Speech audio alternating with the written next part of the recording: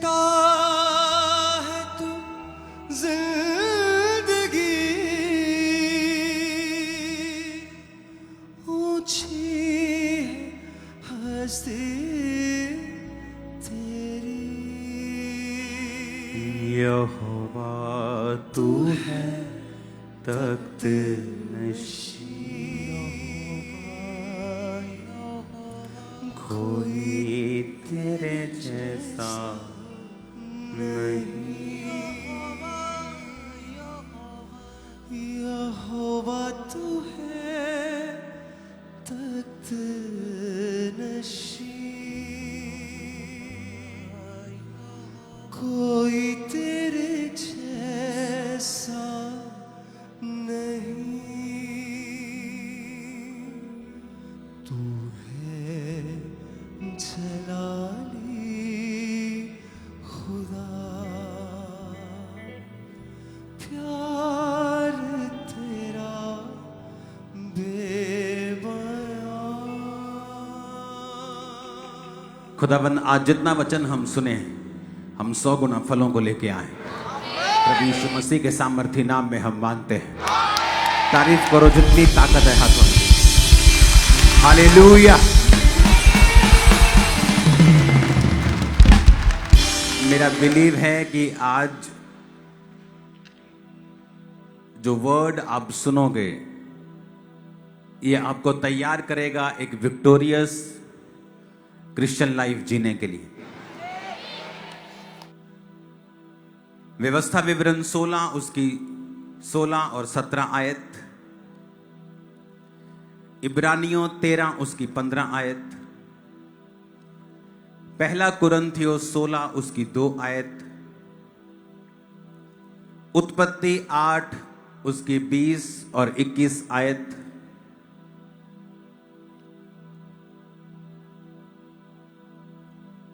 मैं फिर से पढ़ूंगा। व्यवस्था विवरण 16 उसकी 16 और 17 आयत, इब्रानियों 13 उसकी 15 आयत, पहला कुरिन्थियों 16 उसकी 2 आयत, उत्पत्ति 8 उसकी 20 और 21 आयत। आज के शीर्षक को, आज के टाइटल को हम देखेंगे अपनी स्क्रीन के ऊपर, द रिवॉर्ड ऑफ सैक्रिफाइस, कि एक बलिदान का रिवॉर्ड क्या होता है। बाइबल कहती है प्रभु यीशु मसीह जब एक एग्जाम्पल देने लगे तो परमेश्वर ने एक गरीब की, जो किसी अमीर की दिहोड़ी के बाहर, घर के बाहर छोड़ दिया जाता था, और वो अमीर सब कुछ खाता था लेकिन गरीब उसकी जूठन खाता था, और दोनों मर गए। और लिखा एक अब्राहम की गोद में पहुंचाया गया, जो गरीब था, जो अमीर था वो नरक में पहुंचाया गया। बात अमीर या इसमें गरीब की नहीं थी। वचन कहता है कि अय्यूब जो था वो सबसे खरा था, सबसे ज्यादा परमेश्वर के वचन पर चलने वाला था, अनाथों और विधवाओं की सहायता करने वाला था, और बाइबल कहती उस देश में सबसे अमीर था। तो परमेश्वर का डर मानता था लेकिन सबसे अमीर था। तो इसका मतलब ये नहीं कि गरीब जो हैं वो स्वर्ग में जाएंगे और अमीर नहीं जाएंगे। परमेश्वर के कहने का मकसद बहुत डीप था इसमें। अगर अय्यूब अमीर था तो वो दूसरों की हेल्प भी करता था। बाइबल कहती है परमेश्वर के सामने नित्य वो अपने बलिदानों को लेकर अपने बच्चों के लिए जाया करता था, क्योंकि उसके बच्चे परमेश्वर से दूर थे, तो वो अपने बच्चों के लिए बलिदानों को चढ़ाया करता था। तो जब बाइबल कहती है वो सैक्रिफाइस परमेश्वर के सामने करता था, वैसे परमेश्वर के सामने निर्दोष रहता था, खरा रहता था, परमेश्वर का डर मानता था, तो वचन कहता है कि उस देश में वो सबसे अमीर था। तो अमीरी बाइबल में परमेश्वर ने लिखा कि परमेश्वर के एक हाथ में धन और महिमा है, एक हाथ में दीर्घ आयु है, बाहिने हाथ में धन और महिमा है। तो ये परमेश्वर की ओर से है। लेकिन प्रभु यीशु मसीह क्या कहना चाहते थे? वो ये कहना चाहते थे कि जो कुछ भी तुम्हारे पास है वो परमेश्वर के लिए है, और परमेश्वर के सैक्रिफाइस के लिए, और परमेश्वर के सामने बलिदान चढ़ाने के लिए है। आपको जो कुछ भी दिया गया है, आपको एक स्किल दी गई है, आपको पैसा दिया गया है, आपको ताकत दी गई है, परमेश्वर ये चाहता है कि जो भली चीजें हैं जो परमेश्वर की ओर से होती हैं और आपकी लाइफ में हैं, आप उनका बलिदान परमेश्वर को दें।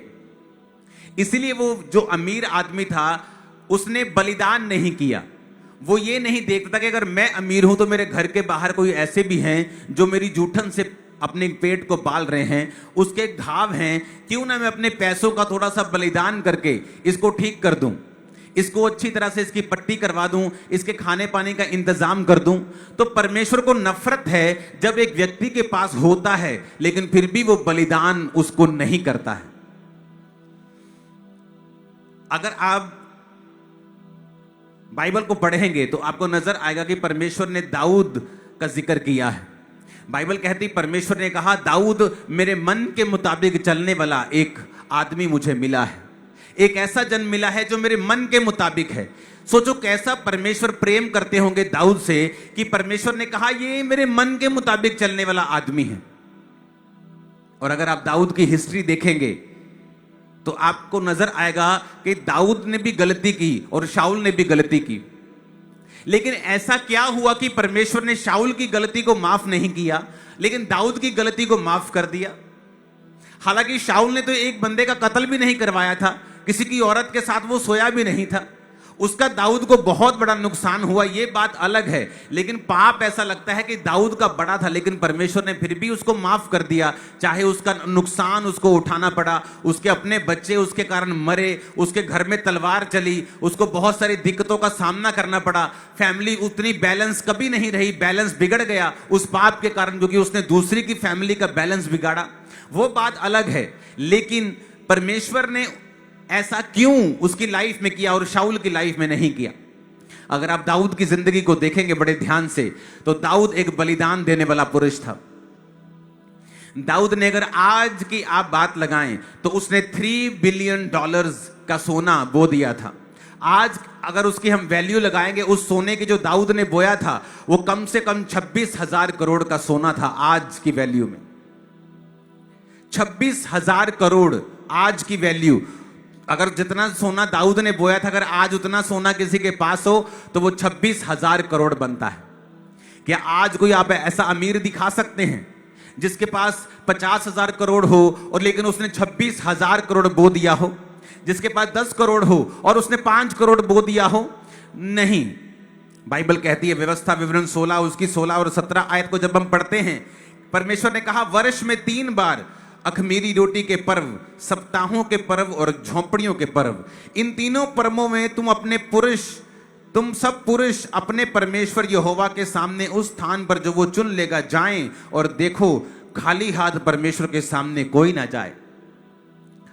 बाइबल कहती जब आदम और हवा ने पाप किया तो परमेश्वर ने उनको पहले तो श्रापित किया लेकिन उसके बाद वो धर्मी है और वो माफ करने वाला है। परमेश्वर ने उनको चमड़े के अंग रखे पहनाए क्योंकि उन्होंने पत्तों से अपने नंगेपन को ढांपा हुआ था। चमड़े कहां से आया? वो चमड़ा परमेश्वर ने एक भेड़ को कुर्बान किया। कौन थी वो भेड़? वो प्रभु यीशु मसीह थे। वो एक भविष्यवाणी थी कि मैं अपने एक लौते को तुम्हारे लिए, तुम्हारे पापों के लिए, जगत के पापों के लिए कुर्बान करूंगा और तुम्हारे नंगेपन को मैं उसके चमड़े से ढांक दूंगा। तो परमेश्वर ने सैक्रिफाइस किया क्योंकि परमेश्वर सैक्रिफाइस की कीमत को समझता है और यह भी जानता है कि अगर कोई किसी से प्यार करता है तो वो उसके लिए सैक्रिफाइस करेगा। अगर कोई आपसे कहे मैं आपसे प्यार करता हूं लेकिन किसी चीज का वो सैक्रिफाइस नहीं करना चाहता, आपका दोस्त कहता है मैं आप तुमसे प्यार करता हूं, ना तो वो अपने समय को निकालता है, ना अपने पैसे को खर्चता है, ना अपनी किसी चीज को वो हिलाता है और बोलता है मैं तुझसे प्यार करता हूं। ये एक फेक लव है। एक रियल लव जो होता है वो सैक्रिफाइस के साथ फॉलो करता है। अगर कोई आपसे सही रीति से प्यार करता है तो वो सैक्रिफाइस करेगा आप लोगों के लिए, वो बलिदान देगा अपने समय का, अपनी विल का, अपनी इच्छा का।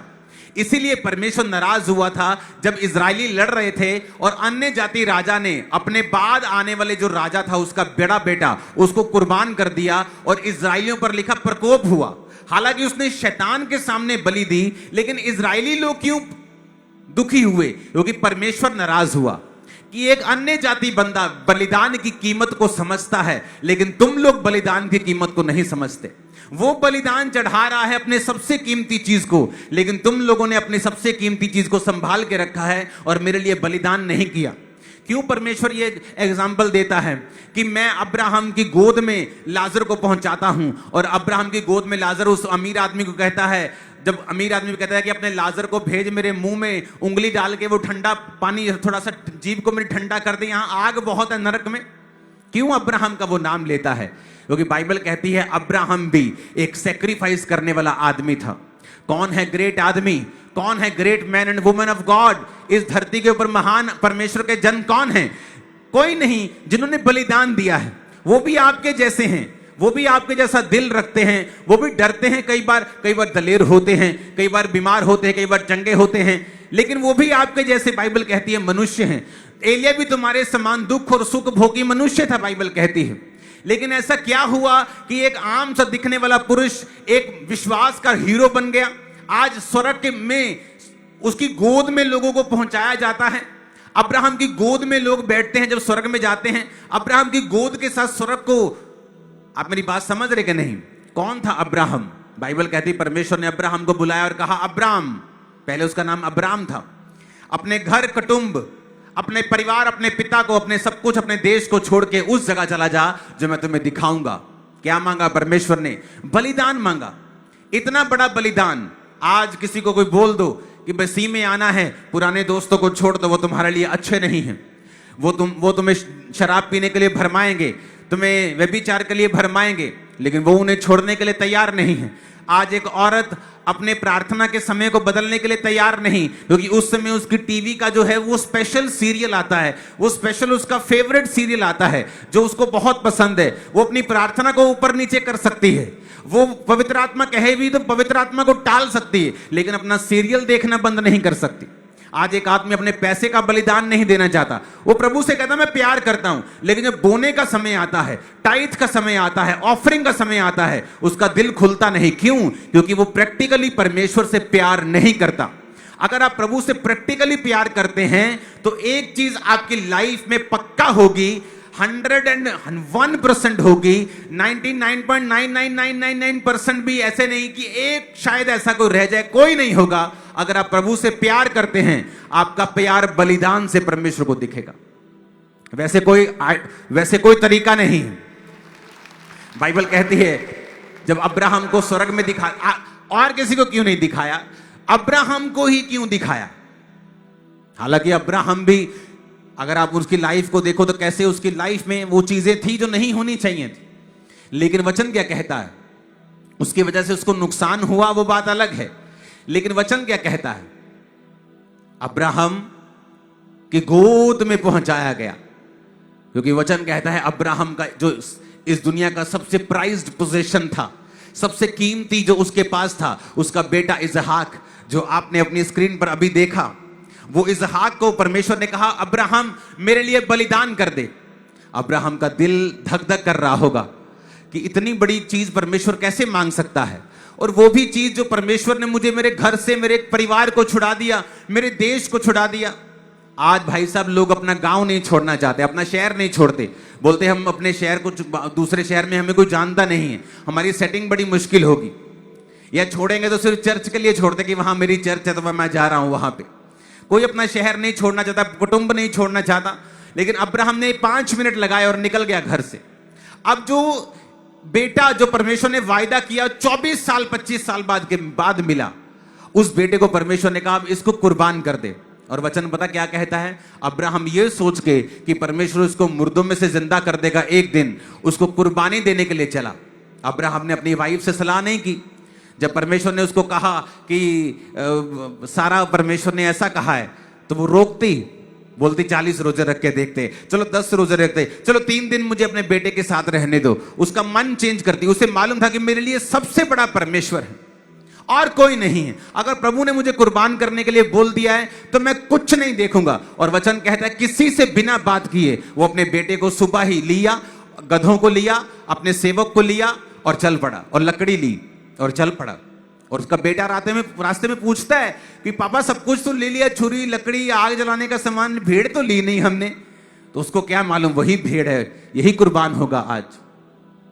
और वचन कहता है जब परमेश्वर ने उसको देखा कि उसकी छुरी गले तक पहुंच गई है, आवाज आई अब्राहम अब्राहम इसको कुर्बान मत कर, इसलिए कि तूने अपने एक लौते को नहीं छोड़ा। अब मैं जान गया हूं कि तू मुझसे प्यार करता है, अब मैं वो सब कुछ दूंगा जो मैंने तेरे साथ वायदा किया है। मैं तेरे को, तेरे वंश को ये सारी आशीषें, ये सारे देश दूंगा। परमेश्वर के वायदों के पुल, वायदों के जो है ना वो वर्ड्स निकले लगातार, कॉन्टिन्यूज, वायदे पे वायदा निकला, क्योंकि परमेश्वर का दिल गदगद हो गया। परमेश्वर जानता था कि इसने अपनी सबसे कीमती चीज को छोड़ा नहीं, कुर्बान कर दिया। ये सबसे ज्यादा मुझसे प्यार करता है, यही परमेश्वर देखना चाहता था। और परमेश्वर उससे वायदा करता गया, वायदा करता गया, वायदा करता गया। कई बार आज हम परमेश्वर की ओर देखते हैं कि पता नहीं कब स्वर्ग खुलेगा, पता नहीं कब मेरा फाइनेंस ठीक होगा, पता नहीं कब मेरा बिजनेस बढ़ेगा, पता नहीं कब मेरी जॉब में प्रमोशन होगी, पता नहीं कब मेरा वीजा लगेगा। हम हमेशा परमेश्वर की ओर देखते रहते हैं, लेकिन यह तरीका गलत है।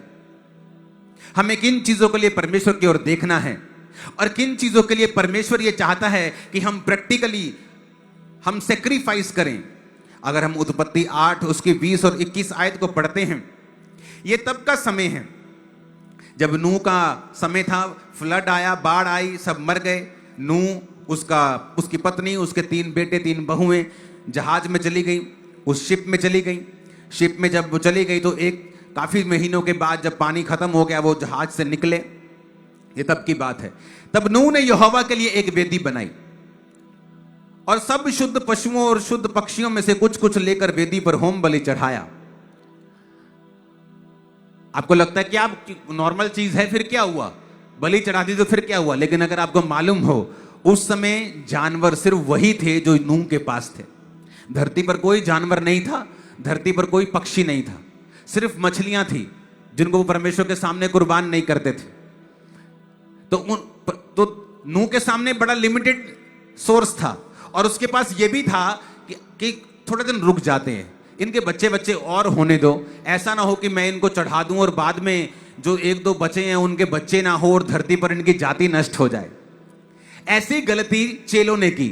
प्रभु यीशु मसीह बैठे थे और एक औरत संगमात्र में लिखा संगमरमर के पात्र में एक इत्र लेके आई और परमेश्वर के पांव पर उसे तोड़कर उंडेल दिया। बाइबल कहती है चेले रिसियाने लगे। वो चेले नहीं थे, वो एक ही चेला, वायरस वाला चेला था। कई बार एक वायरस वाला कोई आदमी आपकी टीम में होता है ना, वो सबको नेगेटिव करता था। बड़ा जरूरी होता है ऐसों को निकालना। तो वो चेला कौन था? यहूदा इस्करियोती, क्योंकि वो चोर था। तो वो चोर था और बोलने लगा एक दूसरे को कि यार ये तो 200 दिनार में बिकता, आज की अगर वैल्यू लगाओ तो वो 1,80,000 का था। अगर आज आप 500 रुपए दिहाड़ी की लगाओ ना, तो वो आप लगा लो कि 1 लाख के करीब था। वो 1 लाख रुपए के करीब है। 200 दिनार, 1 दिनार मजदूरी अगर होती थी तो 200 दिन की वो मजदूरी थी। आज 500 रुपए भी कम से कम मजदूरी लगाओ तो 1 लाख रुपए का वो इत्र था। तो बोलने लगे कि परमेश्वर के पांव पे उंडेल दिया, क्या जरूरत थी? 1 लाख का बेचते, लंगर लगाते, लोग खाते। तो परमेश्वर यीशु मसीह ने क्या किया? सही है, ठीक कहा तुमने। परमेश्वर कहता नहीं, कहता जो इस औरत ने किया है वो अच्छा किया है। जो कुछ मुझ पे बहाया जाएगा वेस्ट कभी नहीं होगा। तो परमेश्वर ने क्या कहा? इसने बलिदान किया है। अब देखो बलिदान की को परमेश्वर किस निगाह से देखता है। जो व्यक्ति बलिदान करने वाला होता है वो स्वर्ग में याद किया जाता है, सदा के लिए छप जाता है। कैसे? अब्राहम ने परमेश्वर के सामने बलिदान किया, लाजर अब्राहम की गोद में पहुंचाया गया। दाऊद ने 26,000 करोड़ का बलिदान किया, कहां पहुंचाया गया? आज जो दर्शन देखते हैं, प्रकाशित वाक्य की पुस्तकें और डैनियल की पुस्तकें, यहोजकल की पुस्तकें पढ़ते हैं, आपको उनमें दाऊद नजर आता है। अगर आप प्रोफेटिकली उनकी स्टडी करेंगे तो स्वर्ग में वो परमेश्वर के, कितने मेरी बात को समझ रहे हैं? कौन था वो? सेक्रीफाइस करने वाला आदमी। अब यहां पर भी क्या हो रहा है? एक सेक्रीफाइस हो रहा है। अपने पड़ोसी को बोलो सेक्रीफाइस कर। अब उस औरत ने बलिदान दिया तो परमेश्वर ने क्या कहा? देखो बलिदान किस तरह से प्रभु देखता है। परमेश्वर ने कहा जब कभी इस धरती पर सुसमाचार प्रचार किया जाएगा, इस औरत के बारे में जिक्र किया जाए। मैं आपको गारंटी देता हूं, आप में से 90% लोग 12 चेलों के नाम नहीं बता पाएंगे, पर इस औरत का नाम आप जानते हैं कि उसने वहां इत्र बहाया था। क्यों? क्योंकि जो सेक्रीफाइस है वो सदा के लिए छपता है परमेश्वर के दिल में, सदा के लिए।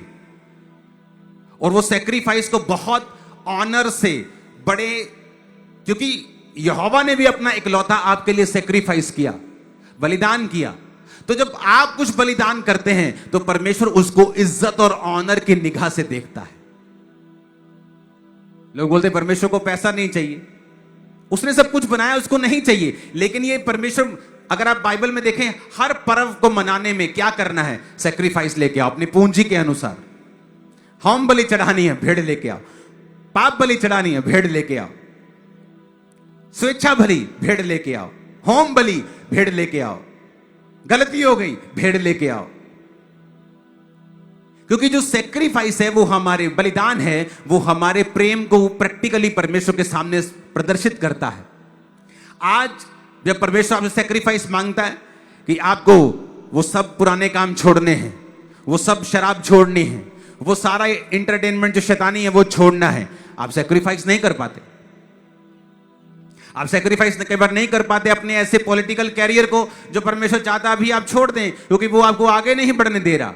आप सेक्रीफाइस नहीं, जब आप सेक्रीफाइस नहीं करते, परमेश्वर की निगाह में आप एक मूल्यवान इंसान कभी नहीं बनते। क्योंकि सेक्रीफाइस ये दिखाता है कि आपके लिए परमेश्वर के दिल में कितनी इज्जत है, कितनी वो आपको प्रेशियस निगाहों से देखता है, और कितनी कीमत है आपकी परमेश्वर की निगाहों में। आज कहां विश्वासी लैग करता है, कमी है उसकी लाइफ में, सेक्रीफाइस में, वो बलिदान की कमी है। आपके सामने 2 लकड़ियां पड़ी हैं, आपने आग जला दी, कितनी आग होगी? जितनी लकड़ी है आप 20 कर देंगे, आग उतनी होगी। आप 100 लकड़ियां जलाएंगे, आग उतनी हो जाएगी। आपके लाइफ में आग, लोगों में फायर की कमी है जी मिनिस्ट्री में, आप बलिदान दो, फायर अपने आप आ जाएगी। मैंने बलिदान दिया अपनी पर्सनल लाइफ को मिनिस्ट्री में। जब मिनिस्ट्री बढ़ रही थी, मैंने अपनी लाइफ को बिल्ड नहीं किया।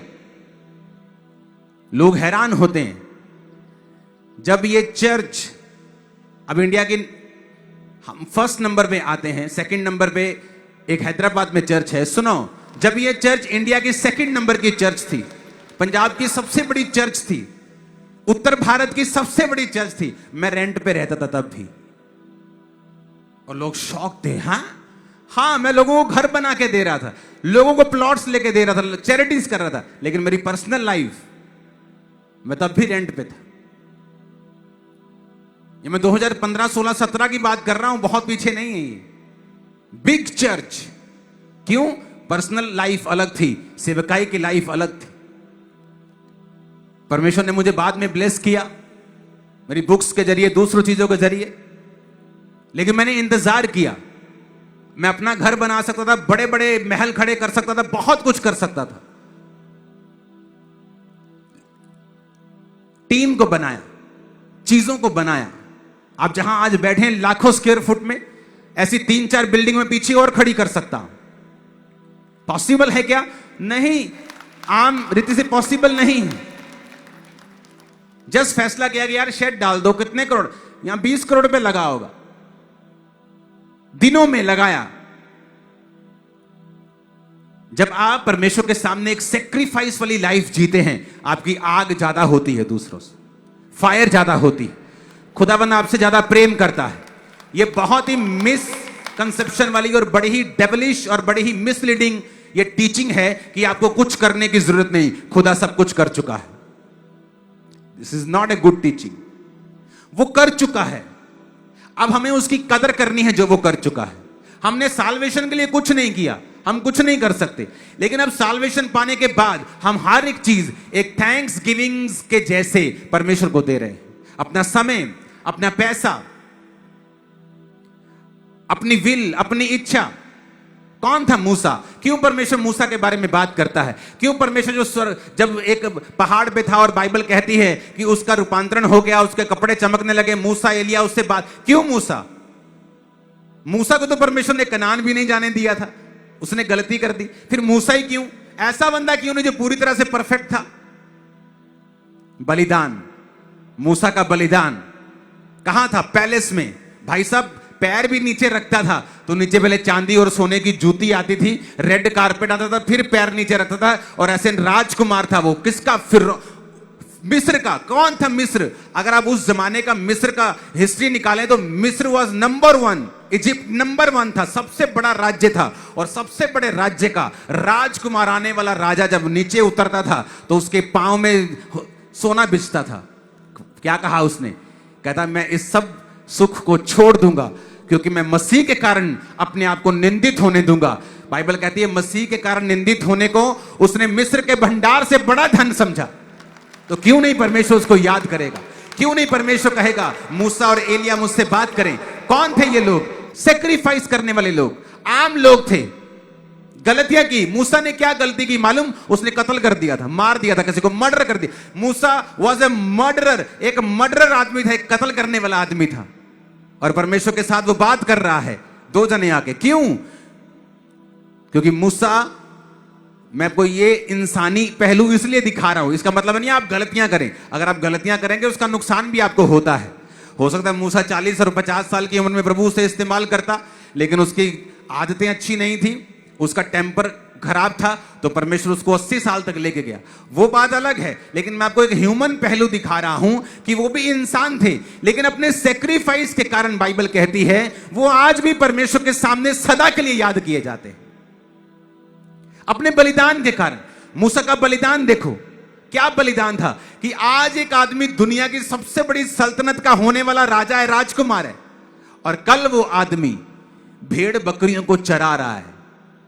फ्रॉम टॉप टू बॉटम, सबसे गंदा काम, ओखा काम, मुश्किल काम उस समय का भेड़ बकरियां चराना था। क्योंकि रास्ते में कोई शेड नहीं पड़े हुए थे, कोई टेंट नहीं पड़े हुए थे, कोई सराय नहीं होती थी। जा रहे हो तो जमीन, जा रहे हो तो जा रहे हो भेड़ों और बकरियों को लेके। बारिश आ गई, तूफान आ गया, टेंट लगाया, टेंट फट गया, भालू आ रहे हैं, भेड़िए आ रहे हैं, रात को शेर आ रहे हैं, सब कुछ ओपन में था। इतना मुश्किल काम कहां से? एक राजकुमार से सीधा एक गडरिया। सेक्रीफाइस। परमेश्वर ने देखा उसको, उसने सेक्रीफाइस किया अपनी इच्छाओं को, अपनी विल को, एक बड़ी लग्जरियस लाइफ को, और परमेश्वर उसे याद करता है आज भी। हमारा सेक्रीफाइस क्या है? आपका क्या है सेक्रीफाइस मसीह में? क्या ऐसा है जो आपने बलिदान किया? हमें सोचने की जरूरत है, क्योंकि बाइबल तो यही बयान करती है कि स्वर्ग में वही लोग परमेश्वर के फेवरेट हैं जिन्होंने इस धरती के ऊपर बलिदान किए हैं, जिन्होंने परमेश्वर को प्रैक्टिकली दिखाया कि हम तुझसे प्यार करते हैं। हम अपने पैसे से प्यार नहीं करते, अपने कुटुंब से, अपने परिवार से, देश से प्यार नहीं करते, हम अपनी लग्जरियस लाइफ से प्यार नहीं करते, हम अपने आप से प्यार नहीं करते, हम सिर्फ तुझसे प्यार करते हैं। हमारा कुर्बानी, हमारा बलिदान इस बात का सबूत है कि तू हमारे लिए नंबर 1 था, है और रहेगा। आमीन। ये देखो आप, अब हर बंदा अपने आप को समझता है, जानता है कि आपका बलिदान क्या है। हालेलुया। कि आप समय का बलिदान देते हैं। प्रार्थना में आप समय के बलिदान को देते हैं। प्रार्थना में आप अपनी इच्छाओं को खत्म करते हैं। आज सिर्फ होठों से वर्शिप की जाती है, सिर्फ होठों से गाया जाता है। आप उसकी जिंदगी को चेक करो। लास्ट बड़ा बीज कब तुमने बोया? लास्ट फुल नाइट प्रेयर तुमने कब की?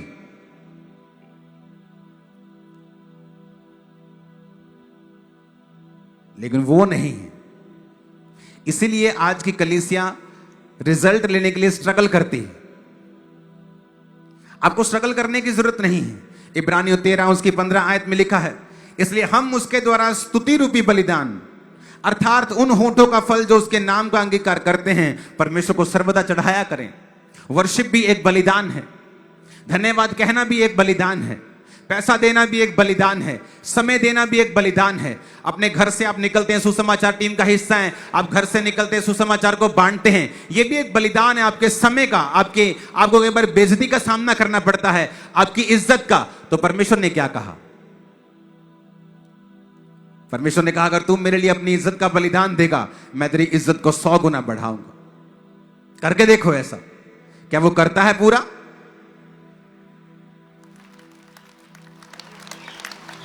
लेकिन हमें डर लगता है,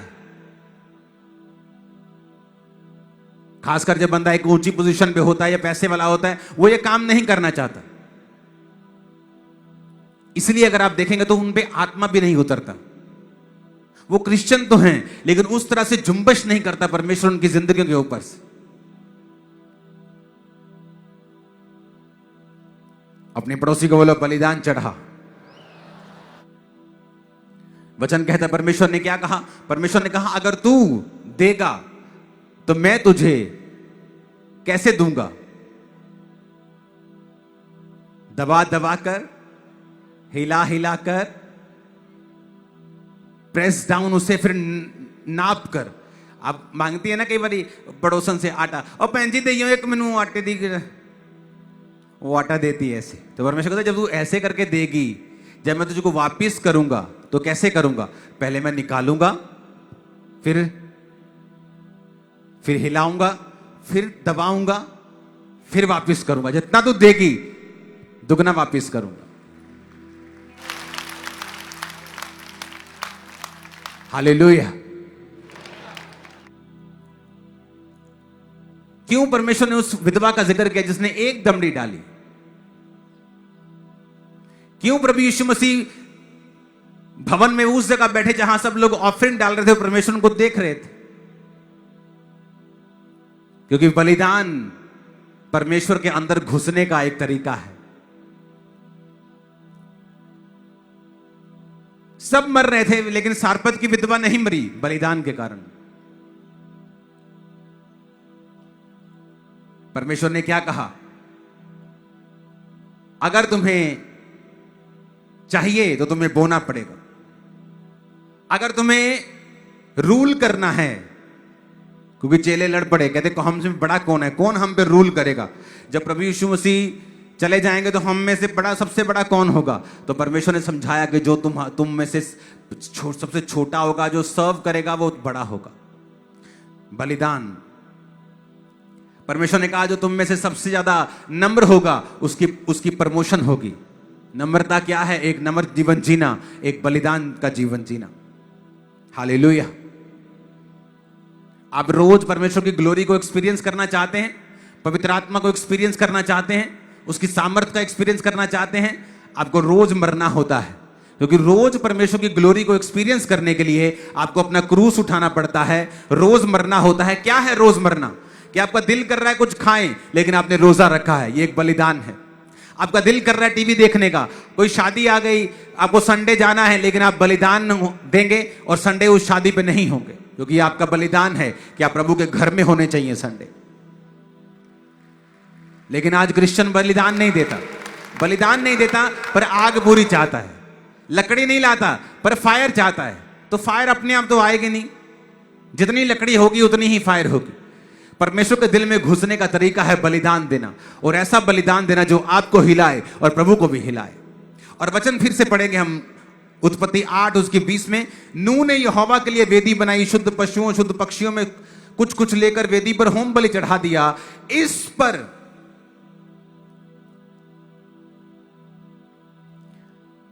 अब मैंने क्या समझाया?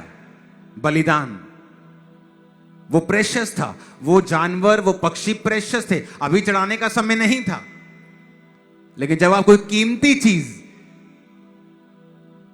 चढ़ाते हैं तो क्या होता है? देखा, इस पर यहोवा ने सुखदायक सुगंध पाकर सोचा। आप परमेश्वर की सोच को बदल देते हैं, आप परमेश्वर को सोचने पर मजबूर कर देते हैं। पहले नहीं वो सोच रहा था। लोग बोलते परमेश्वर मूव नहीं कर रहा, वो कभी मूव नहीं करेगा। ए लड़के बंद कर दो ये करना,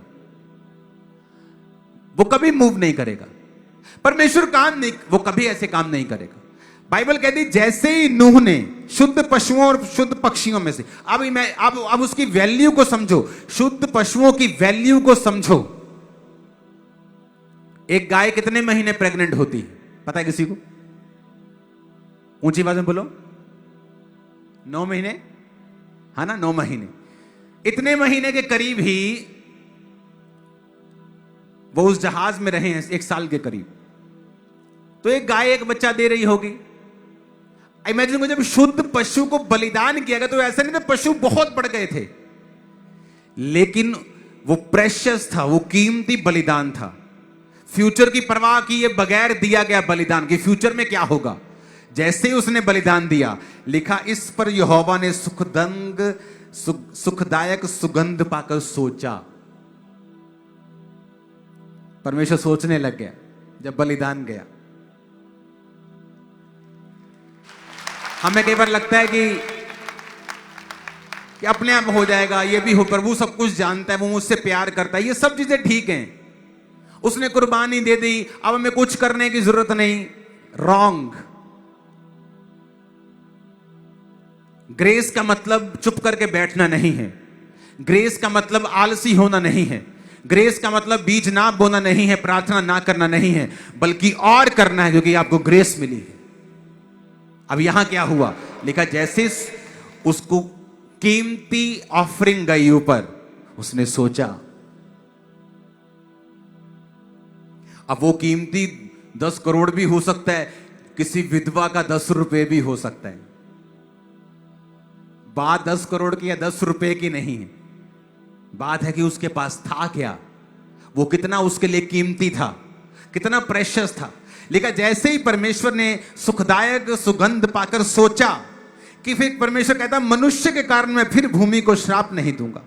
यद्यपि मनुष्य के मन में बचपन से जो कुछ उत्पन्न होता है बुरा ही होता है, परंतु जैसा मैंने जीवों को अब मारा है फिर मैं कभी नहीं मारूंगा। अब से जब तक पृथ्वी बनी रहेगी, बोने और काटने का समय, ठंड और तपन और धूप काल और शीतकाल और दिन और रात निरंतर होते चले जाएंगे। वो रेनबो देखते हो ना बादलों में, जहाज से देखो तो पूरा गोल दिखता है, वो देखते हो ना, वो वायदा है परमेश्वर का कि जब जब तुम इस रेनबो को देखोगे, मेरा वायदा है कि मैं दोबारा तुमको कभी भी बाढ़ से नष्ट नहीं करूंगा। बाइबल पढ़ के देखो, हजारों साल पहले के ये वर्ष है, वो परमेश्वर का रेनबो है, परमेश्वर ने बनाया है कि अब मैं फिर से धरती को नष्ट नहीं करूंगा। और कहां से शुरू हुई यह कहानी, बोने से। क्या बोया, शुद्ध पशु, शुद्ध पक्षी, प्रेशियस भेंट बो दिया। परमेश्वर ने लिखा सुगंधदायक, उस सुगंध को पाकर सोचा, वो सोचने लगा, उसका माइंड चेंज होने लगा, ठंडा होने लगा वो, क्योंकि वो गर्म था कि ये लोगों ने, मैं इनको नष्ट कर दूंगा, बाढ़ दे दूंगा, और मार दिया। और जैसे ही सैक्रिफाइस गया, उसका माइंड ठंडा होने लगा, सोचा उसने। आप परमेश्वर को सोचने पे मजबूर कर सकते हो। आपने कभी सोचा है ये, तुमने कभी ये सोचा कि परमेश्वर की सोच को तुम बदल सकते हो? हालेलुया। तुम उसकी सोच को चेंज कर सकते हो, तुम उसको तुम्हारे बारे में सोचने पर मजबूर कर सकते हो। सैक्रिफाइस जिस दिन जाएगा, वो तुम्हारे बारे में सोचना शुरू करेगा। कई बार लोगों की लाइफ में कर्स होते हैं, जब वो एक बीज को बोते हैं अपनी लाइफ में, अपने स्टैंड में, अपने क्राइस्ट को कबूल करते हैं, वो बपतिस्मा ले लेते हैं, ओपनली कबूल करते हैं, पैसों का बीज है, कोई भी बीज, कोई भी सैक्रिफाइस जब वो करते हैं, परमेश्वर उनके बारे में सोचता है। कम सैक्रिफाइस का मतलब है कि आप प्रभु से कम प्यार करते हैं, क्योंकि जिन लोगों ने हाईएस्ट सैक्रिफाइस किया है, उन लोगों के नाम आज तक याद किए जाते हैं। हालांकि वो ह्यूमन थे, मिस्टेक्स थी, फिर भी उनको याद किया जाता है, क्योंकि उन्होंने सैक्रिफिशियली कुछ ऐसे काम किए जो कभी नहीं हुए थे। इस टीचिंग को हम दोबारा से सेकंड पार्ट, अगला पार्ट अभी प्रीच करना पॉसिबल नहीं होगा। इसके आगे क्या, अगले संडे हम या थर्सडे सुनेंगे। अपने पड़ोसी को बोलो, बलिदान दे अपनी हर कीमती चीज परमेश्वर को, तो वो तेरे बारे में सोचेगा और जिंदगी सेम ना रहेगी। और आमीन खड़कने वाला चाहिए चर्च। Hallelujah, hallelujah. आप जब भी बाइबल पढ़ेंगे ना, आपको नजर आएगा कि जब बलिदान होता है, परमेश्वर की निगाह उस व्यक्ति के लिए अलग होती है। वो औरत हो जिसने एक दमड़ी दे दी, एक कोड़ी दे दी, 2 कोड़ी दे दी, चाहे वो औरत हो जिसने संगमरमर के पात्र में इत्र को परमेश्वर के पांव पर उंडेल दिया हो, परमेश्वर ने उसको खास जगह दी है। स्वर्ग में भी उसकी खास जगह है, धरती पर भी उसने खास आशीषों को पाया है। अपने हाथों को उठाओ।